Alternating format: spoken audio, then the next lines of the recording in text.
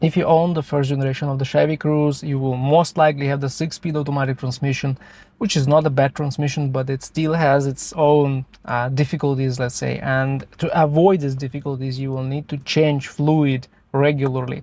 Unfortunately, the manual for these vehicles tells you to change the automatic transmission fluid once every 100,000 miles.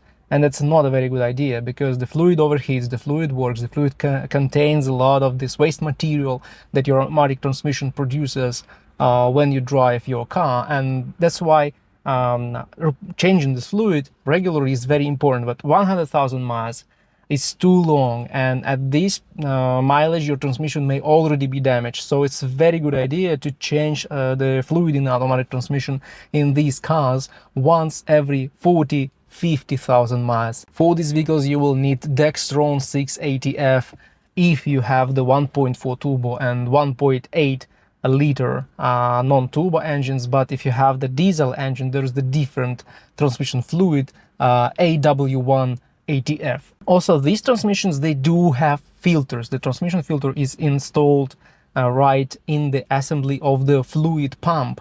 But the problem is that to replace that filter, you will need to take off the transmission, take off the torque converter, and then only you will have access to the filter. So of course no one replaces these filters, because the amount of money you will need to pay for labor is just insane. It's more than $1,000, I think, for the labor in the USA in an average repair shop, let's say. So of course replacing that filter doesn't make much sense, and that's why it's one more important reason why you should change fluid more often. Because if you don't change this fluid often, the transmission filter will be clogged very fast. Up to 100,000 miles you will have the clogged transmission filter, and you will need either to pay for filter replacement or put up with the short lifespan of this transmission. This is how it works in these cars.